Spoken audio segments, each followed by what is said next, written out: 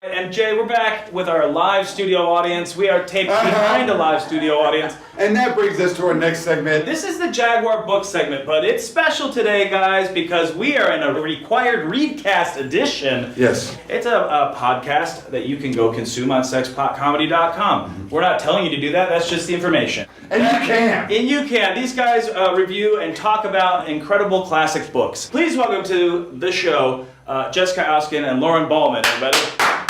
Well, guys, you guys have required Readcast. 100%. We've already got, 7 episodes that we've done? Yeah, and what I like is we're not really asking you to read anything new. Like, don't get a new book. We're asking you to think about the books they made you read in, like, high school and elementary school. Like where the red fern grows type of situation. We haven't gotten there yet. Okay. I can't. I have a hard time with that book. The dogs, they died, Jay. The dogs, they died. It's like if I died, Jay would just dig a hole with his hindquarters and get in next to me. And then a red fern would grow over your sad sack. That would be nice. That does sound nice. You're absolutely right. No more bills. So what are some of the books that you've got hopefully coming up on future episodes? We're going to do Charlotte's Web soon. That's got a happy ending, right? Totally. Yeah. Well, So happy.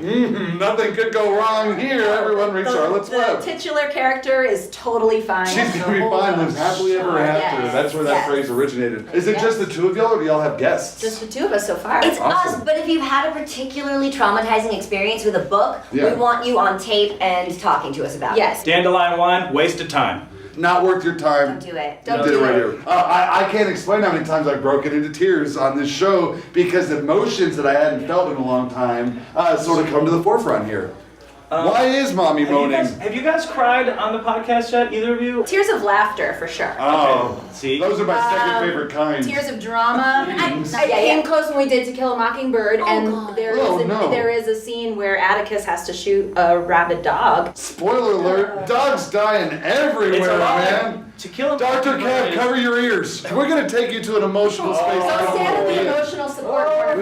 You read Great Gatsby, or is that too on the nose? We did. It's a good book. Speaking of Jay Gillespie. Yep, I've been referred to as Jay Gillespie before, but I do like wordplay. It's funny when they make you read books in school, you hate them. It's the rare book that's able to transcend the homework assignment. Right. And then you like are tainted on them. You like, whenever you think about it, you're like, Great Gatsby, ugh. But then you read it as an adult and you're like, oh, like a great American novel. I get that. Well, you kind of honed in on why we started this in the first place. Oh, to get adults reading and caring about great literature that was maybe overlooked when they were younger. And maybe have a strong emotional response to something traumatizing that happened when you read a book in your childhood and you tamped it down, and now what we're going to do is bring it out so you can exercise those demons. I like You're that. welcome. What do y'all read in your free time that's not related to your Readcast? Do y'all read as well? You read too much, maybe. Oh, too no, many. I think it's good. But we're reading Charlotte's Web, so that's something easy on the side. Sure, a couple of different things. Yeah. And are you reading anything right now? Oh, I'm reading Dirk Gently's Holistic Detective Agency by Douglas Adams. Douglas Adams, Hitchhiker's Guide, Yeah. dude. Okay, is it before or after that book? Is it more modern? Or? No, it's a little more modern because there's all this computer technology, but it's like 80s style computer technology. So they have these massive computers. Oh, sure.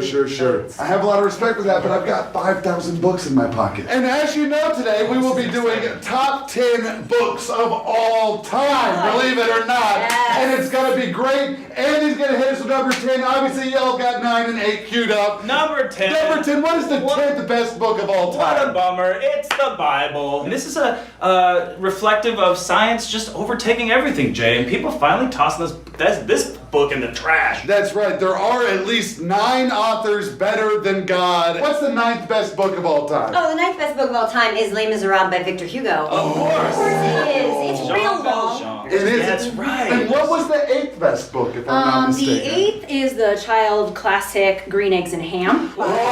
Zeus. A real doctor. He does not like them in certain places, but he does like them in other places, and I think that is a very important lesson for children. Number 7, Jay. Is obviously The Grapes of Wrath. Everyone loves it. So number 6, of course, no surprise here, Indian in the Cupboard.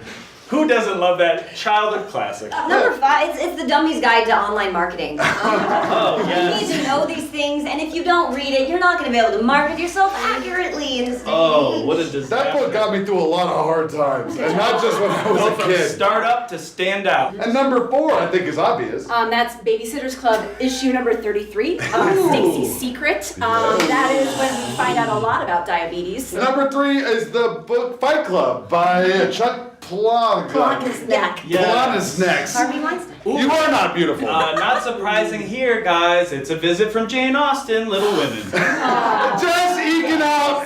It was a toss-up between Jane Austen and some of Chuck Palahniuk's work, and she just barely. Now you let always him say to out. yourself, Jane Austen didn't write Little Women. Yeah. Exactly. Number 1, and everyone's been waiting to hear A lot of this. pressure, Jess. It's a lot of pressure, and I'm up to the task. The number it. 1 book is The Sound and the Fury by a guy who wrote it. What? Find us on Twitter and Instagram at REQ Readcast. And are we on the Facebook? We are on the Facebook. Oh my gosh, every platform. And Jessica Sexpot. and Lauren, thank you so much Thank for being here. you. Everyone go listen to Required Readcast. Thanks, Bye guys. guys. Read a book. Thank you so much. Yeah, goodbye.